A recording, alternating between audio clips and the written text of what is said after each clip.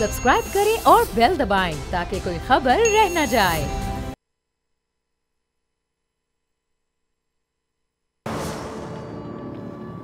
अस्सलाम वालेकुम नाज़रीन, मैं हूं डॉक्टर फ़िज़ा अकबर खान और मैं हूं पाकिस्तान और आप देख रहे हैं पाकिस्तान के सबसे बड़े न्यूज़ चैनल का नंबर 1 प्रोग्राम ऐसे नहीं चलेगा। कहते हैं कि जब एक इंसान किसी दूसरे शख्स से नफ़रत करता है तो फिर उसे दूसरे शख्स में सिर्फ खामियां ही खामियां नज़र आती हैं, उसकी खूबियां भी खामियां ही लगना शुरू हो जाती हैं। ऐसी एक कहानी जिसमें ये सबक दिया जा रहा है कि इंसान की तमाम खामियों को नज़रअंदाज करके उसकी खूबी और उसकी नेकी को नज़र रखना जाना चाहिए, लेकिन ऐसा होता नहीं है। अच्छा, कहानी कुछ यूँ है।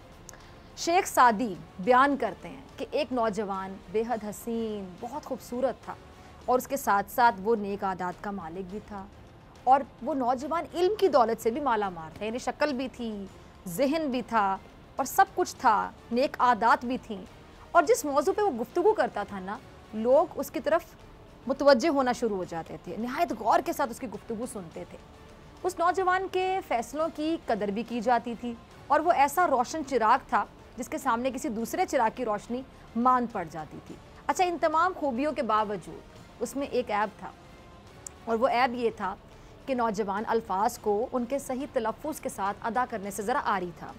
एक दिन क्या होता है कि एक बुज़ुर्ग की महफ़िल में उस नौजवान का जिक्र हुआ और जब उसका जिक्र होता है तो महफ़िल में बैठे किसी शख्स ने उस नौजवान की इस कमज़ोरी का जिक्र किया और फिर अपनी राय देते हुए कहा कि मेरे नज़दीक नौजवान की गुफ्तगू में नक्स ये है और ये नक्स इसलिए है कि उसके सामने के दांत सही नहीं है। अच्छा, महफ़िल में नौजवान पर एतराज़ उठाने वाले की बात सुनकर वहाँ जो बुज़ुर्ग बैठे थे वो नाराज़ हो गए और कहने लगे कि मुझे बहुत हैरानी होती है कि इतनी खूबियाँ देखने के बाद भी तुम उस नौजवान के एक मामूली से ऐब पर नज़र रखे हुए हो। क्या ये अफसोस का मकाम नहीं है कि मोर को देखने वाले की नज़र उसकी बदसूरत पैरों पे ही जमी रहे? बेहतर तो ये है कि इंसान हुनर और खूबियाँ दूसरों की ज़ात में तलाश करे और ऐब अपनी ज़ात में तलाश करे। अच्छा, बुज़ुर्ग ने कहा कि याद रखो कि दुनिया में अच्छाइयाँ भी हैं और बुराइयाँ भी हैं। जिस तरह बाग में फूल होते हैं ना, ठीक उसी तरह फूलों के साथ कांटे भी होते हैं और जिसका दिल मैला होता है उसे फिर हर चीज़ मैली ही नज़र आती है, लेकिन जिसका दिल खूबसूरत होता है, रोशन होता है, उसे हर चीज़ अपनी तरह प्यारी और रोशन नज़र आती है। अच्छा, हज़रत शेख सादी इस हिकायत में बयान करते हैं कि बेऐब, जो बेऐब ज़ात है ना, जिसमें कोई ऐब नहीं है, वो सिर्फ अल्लाह की ज़ात है और बाकी जो इंसान है सब में कोई ना कोई ऐब हो सकता है। तो दूसरों की ज़ात में ऐब तलाश करने से बेहतर है कि अपनी ज़ात में जो ऐब हैं, मौजूद खामी है, उन पे ज़रा नज़र दौड़ाई जाए और उनको दूर करने की कोशिश भी हो जाएगी इस बहाने। और जो दूसरों के अंदर मौजूद अच्छी बातें हैं ना, उन पे गौर किया जाए और अपने अंदर पैदा करने की कोशिश की जाए ताकि हमारी इस्लाह भी हो जाए इस बहाने। यानी ये कहानी सीधा सीधा ये आपको दर्स देती है कि हम नफ़रतें बांटने की बजाय मोहब्बतों को फैलाएं, दूसरों की कमज़ोरियों पर तनकीद करने के बजाय अपने अंदर मौजूद जो खामियां हैं ना, उनको दूर करके अपनी इस्लाह करें। लेकिन शायद हमें इस बात का ज़रा भी एहसास नहीं है। भागते वक्त और तेज़ रफ्तार ज़िंदगी के बावजूद हमारे माशरे के पास इतना वक्त होता है कि वो दूसरों की कमी और खामियों की निशानदेही कर सकें। और अगर हम सियासत की बात कर लें तो यहाँ पर दूसरों के ऐबों पर तनकीद करने को ही शायद सियासत का नाम दिया जाता है। आजकल क्या कर रहे हैं हमारे सियासतदान? सिर्फ ये इसकी बात कर रहे हैं, वो उसकी बात कर रहे हैं, वो उसकी बात कर रहे हैं। चलें जी, दिन पूरा हो गया, सो जाएं, फिर सुबह उठते हैं, देखते हैं आज किसको बात करनी है, क्या बात करनी है, यही चल रहा है। यानी किसने किसकी ज़्यादा किरदार कुशी कर ली, किसने किसके बारे में ज़्यादा नफ़रत का इजहार कर दिया, किसने किसके बारे में ज़्यादा बड़ी राय दे दी, एक ने ईंट मारी, दूसरे ने पत्थर से जवाब दे दिया। बस एक दिन गुजर गया, अब अगले दिन का इंतज़ार करते हैं कि आज क्या होगा, आज कौन भारी जवाब देगा, आज कौन बड़ी ईंट मारेगा, उसके जवाब में बड़ा पत्थर खाएगा। ये सब कुछ चल रहा है।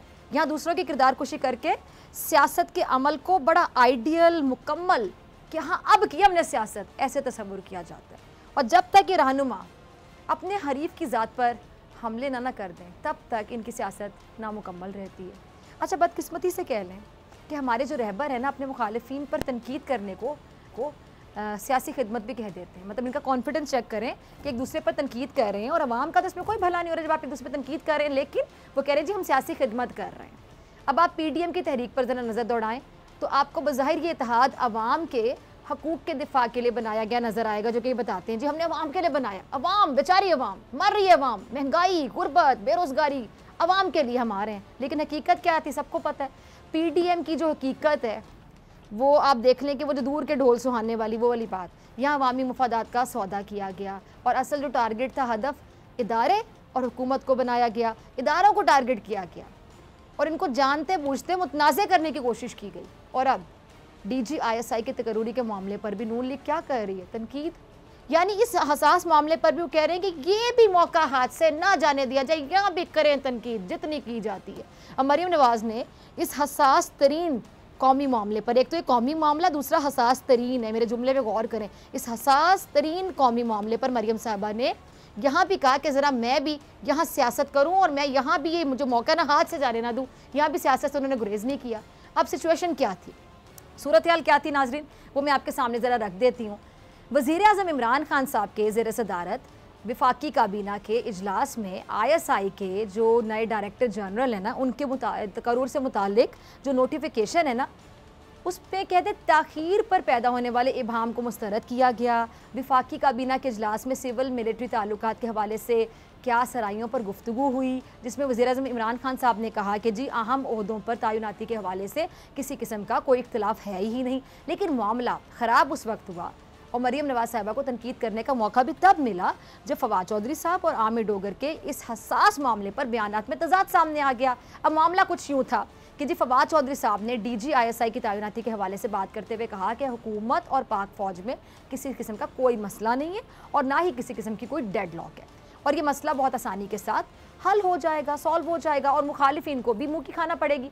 अब फवाद चौधरी साहब के बयान तक तो सब अच्छा था, लेकिन आमिर डोगर के बयान के बाद मसले ने एक दूसरा रुख इख्तियार कर लिया और मरीम नवाज़ ने उस मामले पर अपनी जो सियासी पॉइंट स्कोरिंग है वो शुरू कर दी। आमिर डोगर ने बयान क्या दिया था, ये कि वज़ीर-ए-आज़म इमरान खान साहब जनरल फैज़ को ही DGISI लगाना चाहते हैं और यही वजह है कि अपोजिशन ने ये क्या सराई शुरू कर दी कि कहीं खुदा ना ख्वास्ता आर्मी चीफ और इमरान खान में कोई इख्तिलाफ है या हुकूमत और फ़ौज अब एक पेज पर नहीं रहे। बस आमिर डोगर के इस बयान के बाद मुस्लिम लीग नून ने इस बयान ने कि अपना हथियार बना लिया और इन्होंने कहा चलें अब इसको कैश करवाएं, इदारों और हुकूमत को बिला वजह तनकीद का निशाना बनाना शुरू कर दिया। अच्छा, फवाद चौधरी साहब और आमिर डोगर ने क्या कहा था, ज़रा उनकी ज़बानी सुन लीजिए, ये ज़रा क्लिप चलाइएगा, सुनिएगा। अच्छा सुना आपने फवाद चौधरी साहब को, आमिर डोगर साहब को। फवाद चौधरी क्या कहते हैं कि सिविल मिलिट्री ताल्लुकात में रत्ती भर मसला नहीं है, हुकूमत और पाक फ़ौज एक पेज पर हैं और इमरान खान और आर्मी चीफ में गहरे और मिसाली ताल्लुकात हैं। यानी हुकूमती मौके पर इस बात की तस्दीक कर रहा है कि मुस्लिम लीग नून जो ख्वाहिश रखती है कि खुदा ना ख्वास्ता हुकूमत और फ़ौज में कोई उलझन है, ये बिल्कुल गलत है और अपोजिशन की ख्वाहिश सिर्फ ख्वाहिश ही रह जाएगी। बल्कि फवाद चौधरी ने कल मिर्ज़ा गालिब का वो हज़ारों ख्वाहिशें ऐसी वाला शेर भी पढ़कर अपोजिशन को साफ साफ बताया कि अपोजिशन के इदारों को आपस में जो लड़ाने की ख्वाहिश है ना, ये ख्वाहिश ही रहेगी और कभी पूरी नहीं होगी। अच्छा, वज़ीर इत्तलात इस उम्मीद का इजहार कर रहे हैं कि जी DGISI के तकरूरी का मामला वज़ीर-ए-आज़म और आर्मी चीफ के बाहमी मुशावरत के साथ हल हो जाएगा। जबकि आमिर डोगर ये कहते हैं कि वफाकी काबीना के इजलास में वज़ीर-ए-आज़म ने इस ख्वाहिश का इजहार किया कि जनरल फैज़ को ही कुछ मुद्दत के लिए मज़ीद बतौर DGISI काम करना चाहिए। अच्छा, आमिर डोगर के बकौल वज़ीर-ए-आज़म ऐसा क्यों चाहते थे? वज़ीर-ए-आज़म इसलिए जनरल फैज़ को बतौर DGISI काम करने देना चाहते थे क्योंकि जो अफ़गानिस्तान की सिचुएशन है, सूरत हाल है, वो बड़ी तेज़ी से बदल रही है और सबको पता है और जनरल फैज़ साहब ही खित्ते की सियासत को अच्छे तरीके से समझते हैं और इसीलिए वज़ीर-ए-आज़म ये ख्याल करते हैं कि जनरल फैज़ को ही फ़िलहाल DGISI रहना चाहिए। अच्छा, फवाद चौधरी और आमिर डोगर के बयान जब सामने आ रहे हैं, इनके सामने जो बयान हैं और ख़बरें जो हैं वो एक ही वज़ारत दिफ़ा ने जो समरी है ना, वो वज़ीर-ए-आज़म ऑफिस को भिजवा दी है और वज़ीर-ए-आज़म की मंजूरी के बाद DGISI की तैनाती का ऐलान भी हो जाएगा। अब असल मामला ये है, लेकिन मरियम नवाज़ और पूरी मुस्लिम लीग नून इसे देने की मुसलसल कोशिशों में लगी हुई है और एक बार फिर इदारों पर तनकीद कर रही है और ये इनका फेवरेट काम है इदारों पर तनकीद करना, आपको पता है। यहाँ तक कि वज़ीर-ए-आज़म साहब पर इन्होंने ज़ाती हमले शुरू कर दिए और मैं अक्सर कहती हूँ अपने प्रोग्राम में कि बात जितनी होती उतनी रखें। कि ज़ातियात पर जो आप लोग उतर आते हैं ना, बहुत ही गलत बात, बहुत ही गलत बात है। ज़रा चलाइएगा मरीम पे क्लिप। अरे सुना आपने मरीम नवाज़ साहिबा को। अब ये जो नए DGISI के तकरूर से मुतालिक सवाल पर मरीम क्या कहती हैं कि जी वज़ीर-ए-आज़म इमरान खान साहब ने अहम तकरीरों पर मुल्क को तमाशा बना दिया है और कहती हैं जी सच एक दिन ज़रूर सामने आता है, आइन जो इख्तियारात एक मुंतखब वज़ीर आज़म को देता है उस पर कोई दो आरा नहीं है, लेकिन इमरान खान आइनी वज़ीर आज़म नहीं है, उन्होंने नवाज शरीफ के मैंडेट पर डाका डाला है। अच्छा मरियम मज़ीद क्या कहती हैं कि क्या वज़ीर आज़म कौम को बेवकूफ़ समझते हैं? इन अहम तकर्रुरों के पीछे कौन से अवाम हैं? और मरियम साहिबा ने मज़ीद ये क्या कहा है कि जी हुकूमत को वोट को इज़्ज़त दो याद आ गई है, अब आपको नवाज शरीफ साहब बनने की कोशिश नहीं करनी चाहिए क्योंकि नवाज शरीफ आइनी वज़ीर आज़म थे।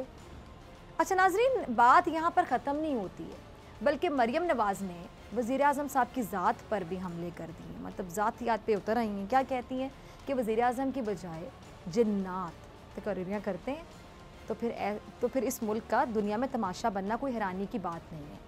अगर इनका जादू टोना इतना ही कामयाब है तो वो जादू जो है वो आवाम की भलाई के लिए क्यों इस्तेमाल नहीं होता? जादू टोना के जो ज़रिए मुल्क को चला रहे हैं, जंतर मंतर से पेट्रोल आटा सस्ता क्यों नहीं करते हैं?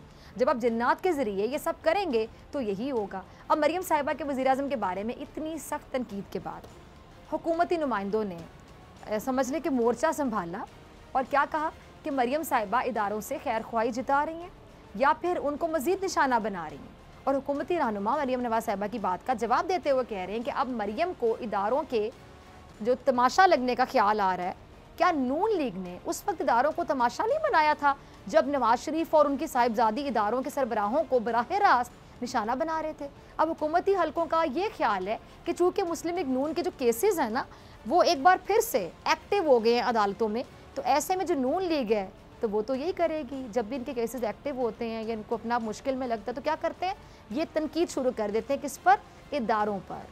अब हुकूमत ये सवाल भी उठा रही है कि क्या नून लीग की सियासत का मकसद वाकई अवामी रिलीफ है या फिर अपने मुकदमात से छुटकारा हासिल करना है? जैसे कि हमेशा ये जो हुकूमत वाले हमेशा नून लीग के बारे में यही कहते हैं कि जी आप आवाम की बजाय सिर्फ अपने मुकदमात से छुटकारा चाहते हैं और आप लोग इसीलिए निकलना चाहते थे। ये जो आप इत्तेहाद बनाते हैं, ये जो आप आवाम का कंधा इस्तेमाल करते हैं, असल मसला है कि आपको NRO चाहिए और आपको जो अपने मुकदमात हैं, जो आपके अपने केसेस हैं, उनसे जल्द अज जल्द छुटकारा चाहिए। अच्छा अगला क्लिप चलाइएगा ज़रा शहबाज गिल साहब का। अरे सुना आपने शहबाज गिल को। शहबाज गिल मरियम साहिबा को पैगाम देते हुए कह रहे हैं कि जादू टोने की बातें हमें ना सुनाएं। जादू टोने जिन्नात की बातें आपके मुंह से अच्छी नहीं लगती हैं। नून लीग की नायब सदर मरियम नवाज़ के बयान पर ये रद्द-ए-अमल दे रहे थे शहबाज गिल और कह रहे थे कि आपके पैसे कौन से जिन्नात या चुड़ैलों ने बैरून मुल्क मुंतकिल किए हैं। शहबाज गिल ने अपने बयान में कहा है कि नवाज शरीफ बना नहीं जा सकता, वो पैदा होते हैं और नवाज शरीफ रोज़ पैदा नहीं होते, हर 200 साल बाद पैदा होते हैं। पहले नवाज शरीफ मीर जाफ़र की शक्ल में पैदा हुए थे। अब नाज़रीन ये कहा जाए कि आग दोनों जानिब लगी और बराबर की लगी तो गलत नहीं होगा। अच्छा मुस्लिम लीग नून ने पहले एक्शन किया और फिर उसके जवाब में हुकूमत ने जो दिया इसको कहते हैं जी रिएक्शन। और आपको पता है कि रिएक्शन अक्सर एक्शन से ज़्यादा ज़ोरदार होते हैं। अब जितनी सख्त बातें मरियम साहिबा ने वज़ीर आज़म इमरान खान साहब के लिए की हैं, उतने ही तल्ख जुमलों का शहबाज गिल साहब की जानिब से आया है। अब हुकूमत ये कहती है कि नून लीग NRO ना मिलने पे फ्रस्ट्रेशन का शिकार है। और एहसन इकबाल साहब क्या फरमा रहे हैं, वो भी कुछ फरमा रहे हैं, ज़रा क्लिप चलाइएगा। जी सुना आपने एहसन इकबाल साहब को। एहसन इकबाल साहब क्या कहते हैं कि जी ये हुकूमत मुल्क को बहरानों में धकेल रही है और अगर हुकूमत इसी तरह मुल्क को बहरानों में धकेलती रही तो 2023 तक बहरानों का ढेर लग जाएगा और इसके बाद जो कोई भी इस दलदल से निकलने के लिए हाथ पाँव मारेगा वो खुद इसमें डूब जाएगा। अच्छा एहसन इकबाल साहब के बकौल अगर मुल्क को इस बहरान से निकालना है तो फौरी तौर पर मिड टर्म इलेक्शन बहुत ज़रूरी हैं। और एहसन इकबाल साहब शायद ये भी समझते हैं कि जी पाकिस्तान दुनिया की जो 7वीं एटमी ताकत है, पाकिस्तान के अंदर इस तर्ज हुक्मरानी से मुल्क का बैनुल-अक़वामी इमेज बुरी तरह से मुतासिर हो रहा है। इनको ये लगता है कि मुल्क का इमेज बहुत मुतासिर हो रहा है और ये हुकूमत को बाकायदा धमकी देते हुए कह रहे हैं कि अगर इमरान न्याज़ी ने इस्तीफ़ा ना दिया तो PDM की जमातें अवामी जद्दोजहद के ज़रिए इस हुकूमत को निकालने के लिए अपना लाएअमल बनाएंगी।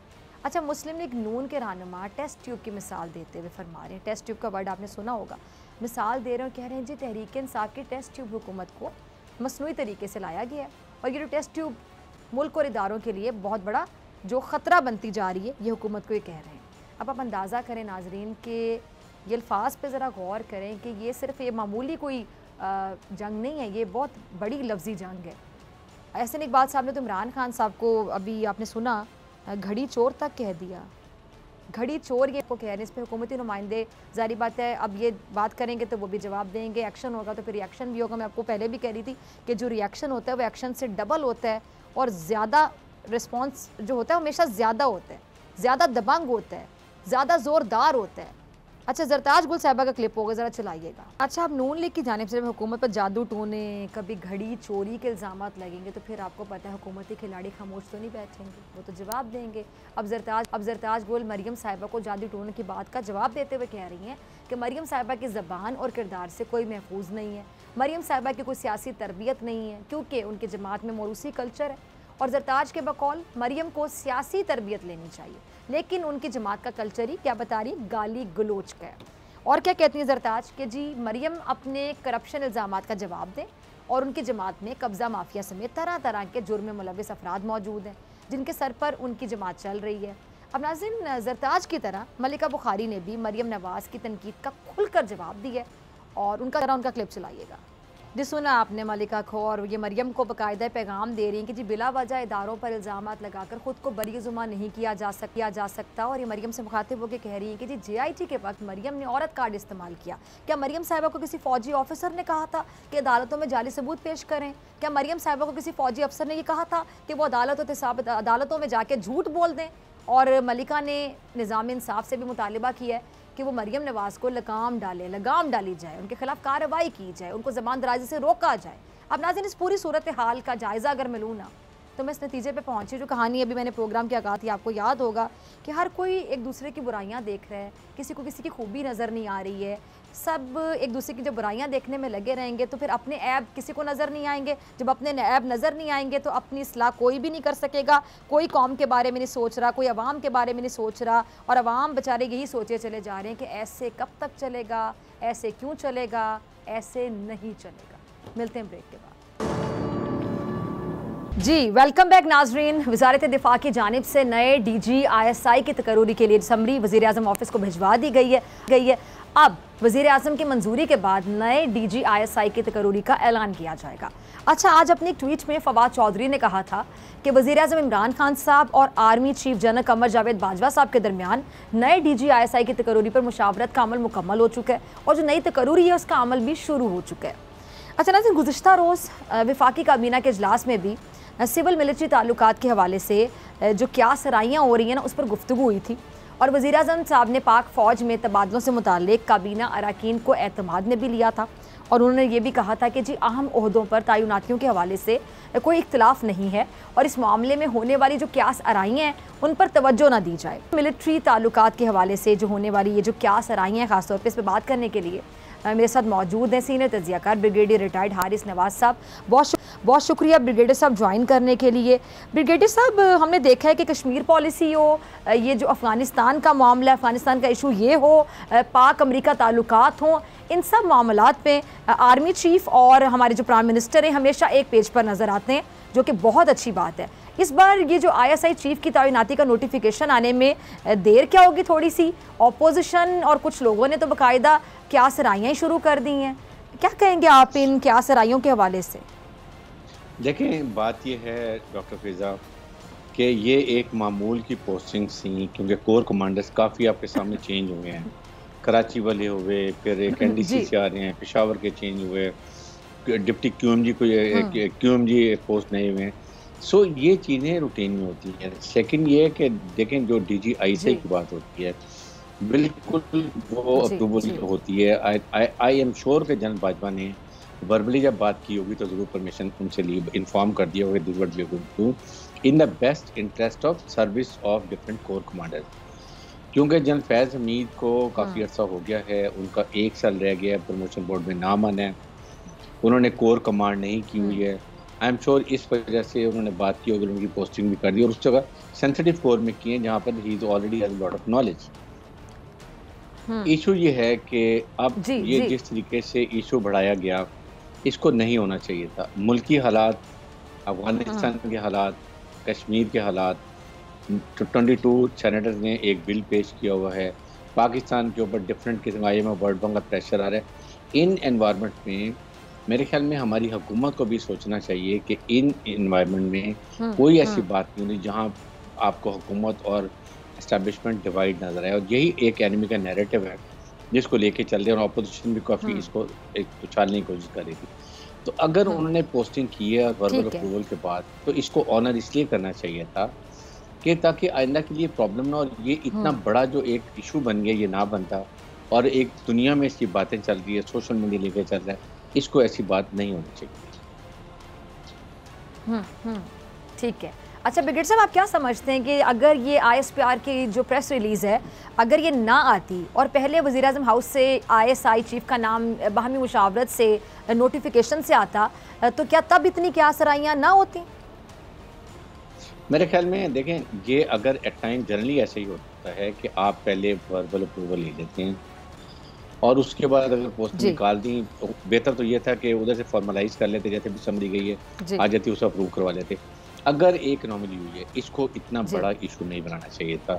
जो हालात हम देख रहे हैं उसको देखते हुए, और एक और देखें, अब जो इतनी कंट्रोवर्सी हुई है, अगर प्राइम मिनिस्टर लेट से वो चाहते हैं कि फैज़ हमीद रहेंगे, तो उनका फिर बाद में कमांड पूरी नहीं होगी, तो उनके लिए अगले आदमी चीफ चौथे नंबर पर हैं मेरे ख्याल में, तो उसके लिए क्या प्रॉब्लम होगी वो उनको पता है।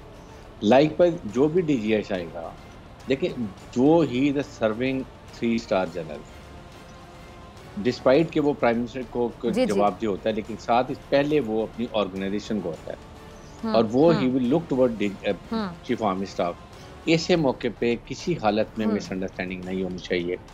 आई थिंक गवर्नमेंट को इसका बड़ा ख्याल रखना चाहिए, और यही आर्मी की तरफ से आप देखें, ना कोई बात आई है, ना किसी DGISPR ने या किसी ने या हमारे में किसी ने, हमने कभी ऐसी बात नहीं की है जिससे किसी हालत में भी कोई मिसअंडरस्टैंडिंग पैदा हो।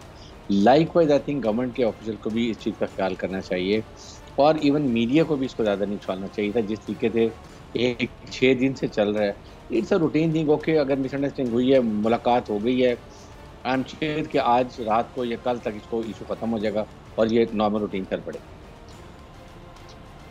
ठीक है। अच्छा, कुछ सियासी बयानात की बात कर लेते हैं ब्रिगेड साहब। मौलाना फजल रहमान साहब जो हमेशा सिविलियन बालादस्ती की बातें करते हैं और फ़ौज पर इल्ज़ामात लगाते ही रहते हैं, मगर इस बार वो ये कह रहे हैं कि जी लेफ्टिनेंट जनरल आर्मी चीफ के हुक्म का पाबंद है और वज़ीर आज़म एक गलत चीज़ पर खड़े हैं। आप इनके बयान को कैसे देख रहे हैं, ज़रा समझाइएगा आम नाजरीन को। देखें, कोई भी बात हो जो प्राइम मिनिस्टर के खिलाफ या हुकूमत के खिलाफ हो, उसको ये मौलाना फजल रहमान एंड जो आपके सामने जो PMLN की लीडर हैं मरियम नवाज, वो यही बात करते हैं।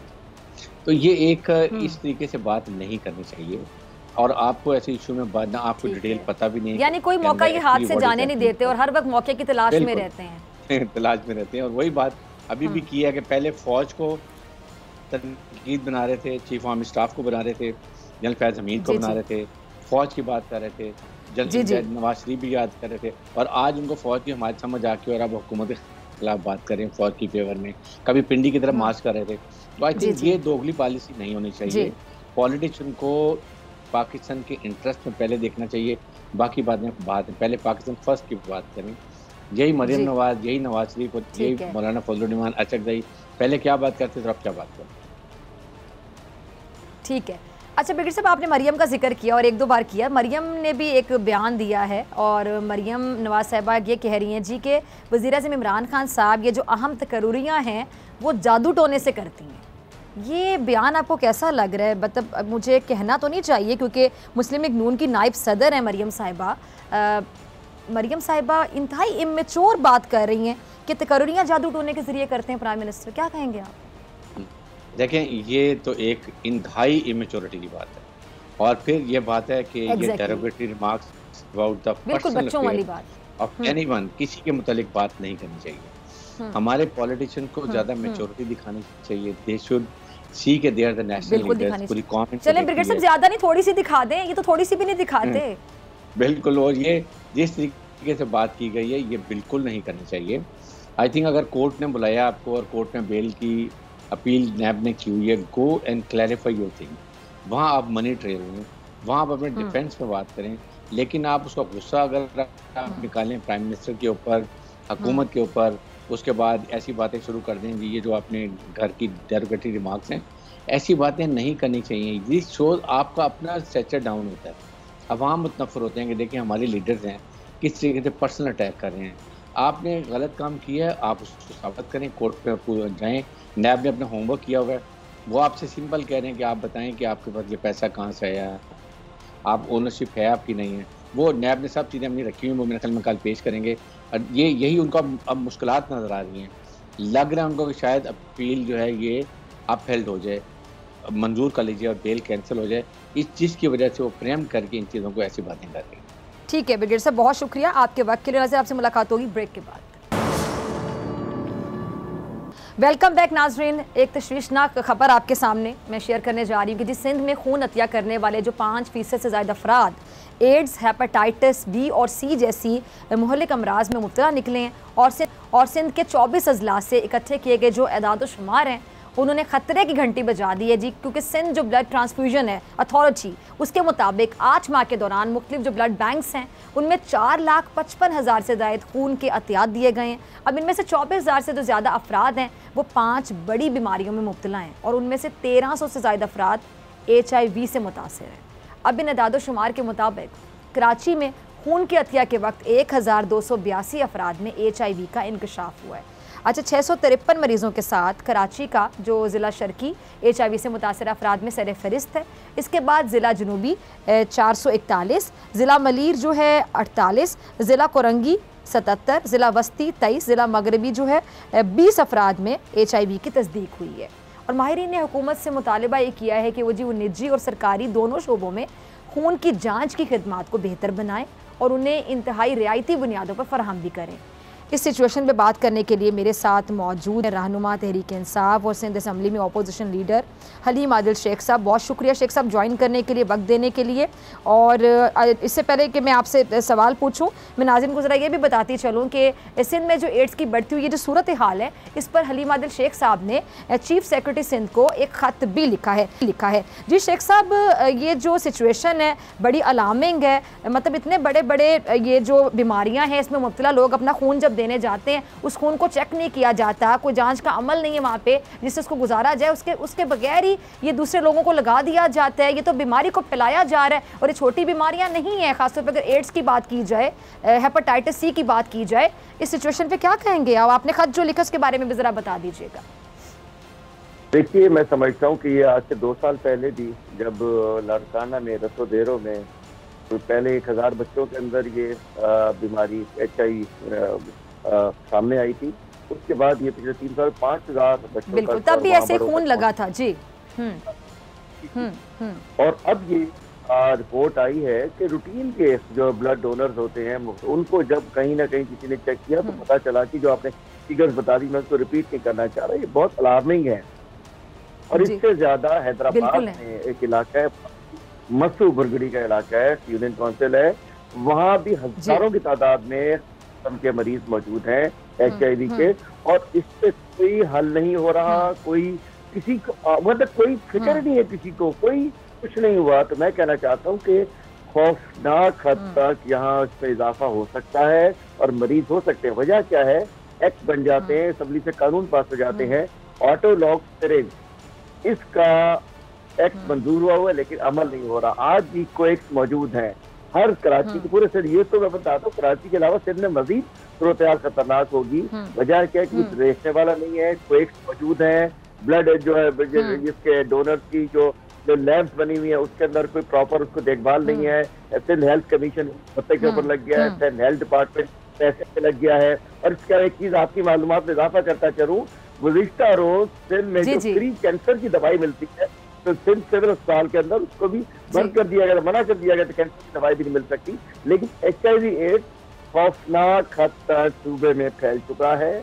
लाड़काना से शुरू हुआ था, किसी किस्म की एहतियात की तदाबीर मंजूर नहीं की गई। और HIV के अलावा क्या कहना चाहिए, हेपेटाइटिस A, B, C वो जो है हेपेटाइटिस, ये जितने मैं कहना चाहता हूँ कि जो खून के जरिए जो फैलने वाली जो अमराज हैं उसमें शदीद इजाफा हो, लेकिन कानों पे जो नहीं रिंग रही, इनको फिक्र नहीं है, इनको पूछने वाला कोई नहीं है। हक्कर अस्पताल में स्वीपर पोस्टमार्टम करता है और मैडम साहिबा को पता नहीं होता है। हमारी हेल्थ मिनिस्टर साहब है, उनकी सिर्फ एक क्वालिटी है कि वो जरदारी साहब की बहन है, इसलिए उनको हेल्थ मिनिस्टर लगाया हुआ है। बाकी अल्लाह अल्लाह खैर सल्ला। अगर सिंध में हम तो लाड़काना का रोते थे, पूरे सिंध को एड्स लगा दी गई है, कराची को एड्स के अंदर धकेल दिया गया है। और ये मैं शुक्रगुजार हूँ साहबा, मैं आपका दिल से शुक्रगुजार हूँ और बोल्ड टीपी के इस इशू को भी इस काबिल समझा। नहीं तो जी जिंदगी मौत का मामला है, किसी ने नहीं, आपने बात किया मुझसे मैंने तो खत भी लिख दिया, किसी ने सीरियसली नहीं लिया, और मैं उसको टेकअप करूंगा, इजलास सब होगा तो मैं कहना चाहता हूं। हलीमा आदिल शेख साहब, ये मैं कहती हूँ ये बहुत अहम इशू है, ये इतना अहम इशू है कि आप ये देखें कि जिसको वो खून लगा, जिन पेशेंट्स ने जितनी बड़ी बीमारियों में मुब्तला थे, उनका खून बगैर चेक किए दूसरे पेशेंट्स को, दूसरे लोगों को लगा दिया गया, तो आपने वो बीमारी उसी टाइम पर उन लोगों में मुंतकिल कर दी। यानी लोगों की जानों के साथ ऐसे खेला जा रहा है, कोई चेक नहीं किया जा रहा, कोई पूछने वाला नहीं है। मैं बड़ी आई एम स्पीचलेस, मुझे समझ नहीं आ रही कि हो क्या रहा है सिंध में, और ये पहली बार नहीं हुआ, पहले भी हो चुका है। जी जी जी जी। परवाह नहीं है कौन मरता है, कौन जीता है, किसको एड्स लगती है, किसको हेपेटाइटिस लगती है, किसको कुत्ते की वैक्सीन नहीं मिलती, कोई फिक्र की बात नहीं है। यहाँ एक सिस्टम है, रिक्वायरमेंट हो रही है, कमीशन मिल रहा है, हिस्सा आ रहा है, अल्लाह खैर सल्ला, लोग मरे जिए, उससे फर्क नहीं पड़ता। ये बहुत सीरियस है, इसको दुनिया जहान में, आज तो पता है कि अगर हम ढूंढने जाए ना कि सिंध में क्या चीज है, दुनिया जहान में न्यूयॉर्क टाइम्स में स्टोरी लगी थी कि 5000 मरीज लाड़काना में, एक पाकिस्तान का शहर लाड़काना जिसमें एड्स हो गई है। तो मैं कोई सियासी पॉइंट स्कोरिंग नहीं कर रहा, मैं कहता हूँ खुदा के लिए सिंध गवर्नमेंट से कहता हूँ कोई, और ये 18वीं तरमीम की मेहरबानी है, 18वीं तरमीम है, सिंध का इशू है, अब इसमें हम जिम्मेदार नहीं है। ये अगर अरेंजमेंट करें, तमाम दवाइयाँ फेडरल गवर्नमेंट देती है, तमाम दवाइयाँ फेडरल गवर्नमेंट है, लेकिन यहाँ पहुँचाने का सिस्टम नहीं है इनके पास, चेक करने का सिस्टम नहीं है, ब्लड स्क्रीनिंग नहीं है, कुछ देखने वाला नहीं है, अस्पताल में लेबोरेटरीज काम नहीं कर रही हैं, और आप देखिए वही एक्सरे लगाए जा रहे हैं, वही सूरत हाल चल रही है, खराब है, इसलिए बहुत ज्यादा मामला। अच्छा, जो आपने खत लिखे हलीम साहब, अगर आपको मेरी आवाज आ रही है, उस खत के जवाब की आपको उम्मीद है? आपने जो खत लिखा है चीफ सेक्रेटरी साहब को, नहीं है, कोई उम्मीद नहीं है, कोई उम्मीद नहीं है। चीफ सेक्रेटरी साहब सर इसलिए कि बेचारे आखिरी 1 साल उनका बच गया है, वो कह रहे जब से मैं नौकरी खत्म करके घर 7 चला जाऊं, इसलिए कोई मुझे उम्मीद नहीं है कि इस पर कोई एक्शन होगा। और अल्टीमेटली फिर क्या करना पड़ेगा, फिर जो मुझे करना होता है, फिर स्टोर में जाना पड़ेगा माजरत के साथ, फिर मुजाहरा करना पड़ेगा। मतलब उसूली तौर पे इस खत को जितना आपने सीरियस किया है, सिंध गवर्नमेंट को लेना चाहिए। चले अगर ये सोच रहे हमने जगा दिया, लेकिन मुझे उम्मीद है जितने बेहिस ये लोग हैं, जितना ये लोग हराम खा के इनके पेट ना भरता है ना इनका पेट फटता है, मैं नहीं समझता कि इस पर असर पड़ेगा। कहेंगे अच्छा है, मर रहे हैं, चलो अच्छी बात, और ज्यादा मरने चाहिए, पर ये हकीकत है, इसमें भी झूठ नहीं। चले देखते हैं इस प्रोग्राम के बाद आया कि वो इस चीज़ को अभी भी सीरियस लेते हैं या फिर नहीं लेते हैं। बेसिकली ये बहुत सीरियस मामला है, लोगों की जानों का मामला है, जिंदगियों का मामला है। अच्छा, ये हमने ना इस मामले पर हलीम साहब, डायरेक्टर हेल्थ जो सिंध हैं डॉक्टर अकरम सुल्तान साहब भी बात की है, उनका मौक़िफ़ ज़रा सुनाइएगा टीम, आप भी सुनिएगा शेख साहब, मैं आपकी तरफ आती हूँ। ह्यूमन इनसफिशिएंसी वायरस जो है, वो उसकी जो इन्फेक्शन है, वो इन्फेक्शन की पॉजिटिविटी होना और चीज़ है और उसका एक्टिव होना और चीज़ है। ये डिजीज फॉर्म में होना और चीज़ है। आमतौर पे एक से दूसरे को ब्लड ट्रांसफ्यूजन लोग करवाते हैं, और पहले जो हल्की लेबोरेटरी से करवाया जाता था उनमें ये चीज़ें बहुत फैल जाती थी। तो मिनिस्टर हेल्थ ने इस पर खास एक्शन लिया और लेबोरेटरीज की लेवल्स जो है उनको बेहतर करने पे जोर दिया। अब हर लेबोरेटरी में पहले HIV स्क्रीनिंग होती है, उसके बाद ब्लड ट्रांसफ्यूजन होती है, इसलिए इन केसेस का फैलाव रुक चुका है। और उसमें जो है जहाँ पे भी ये केसेस हो रहे हैं, अगर वो पॉजिटिविटी है भी तो वो ब्लड ट्रांसफ्यूजन या दूसरी वजूहत से हो सकती हैं, मगर वो डिजीज फॉर्म में उनका जो है वो होना इतना वो नहीं है। और तकरीबन कराची से लेके अंदरून सिंध तक हर सिविल हॉस्पिटल में एड्स के स्क्रीनिंग सेंटर भी कायम है और ट्रीटमेंट सेंटर भी शुरू कर दिए गए हैं। जी हलीम साहब, आपने सुना इन्हें, क्या कहेंगे आप? देखिए, ये डॉक्टर अकरम सुल्तान साहब शरीफ आदमी है, लाजिम बात है कि इनको पता होगा कि पोस्टिंग पे मुझे रहना है, तो इसलिए इन बेचारों ने ही बयान देना था। बाकी मैं चाहता हूँ कि बोल की टीम को भिजवा दीजिए। सिंध के बच्चियाँ तो छोड़िए, लाड़काना में जहाँ 5000 सबसे ज्यादा मरीज है, वहाँ ही मुझे बता दे कि जहाँ ब्रेक का इलाज हो रहा हो, जहाँ स्क्रीनिंग हो रही हो, भेजिए तो सही किसी को। एक तो बेचारों को ठीक है, इन्होंने अपनी नौकरी चलानी है, शरीफ आदमी है, गुजारा करना है, नाराज देना है, ये जैसे ऑन एयर प्रोग्राम होता है निकल जाते हैं। यहाँ तो बोलने पे भी पाबंदी है। बात ये सब कुछ नहीं है, इनको पता ही कुछ नहीं है। सिंध में तो डॉक्टर नहीं है, दवाई नहीं है, लेबोरेटरी तो भूल जाइए। कहाँ कैसी लेबोरेटरी, कहाँ की लेबोरेटरी, इस अस्पताल में लेबोरेटरी, यहाँ तो कुछ नहीं है। यहाँ जो मैंने बताया कैंसर की दवाइयाँ बंद कर दी हैं। कैंसर की दवाइयाँ से नौसिफ हॉस्पिटल में जो सेंटर है, परसों मरीजों को मना कर दिया गया, और 4 दिन अगर 10 दिन दवा ना मिले तो कैंसर का मरीज, अल्लाह माफ करे, मौत के मुंह में जाने के उसके चांसेस होते हैं। और ये 1400 अरब का बजट है इस दफा, 1400 अरब का सॉरी पिछले 13 साल के अंदर इनके पास आया है। 1400 अरब हेल्थ डिपार्टमेंट में आया है।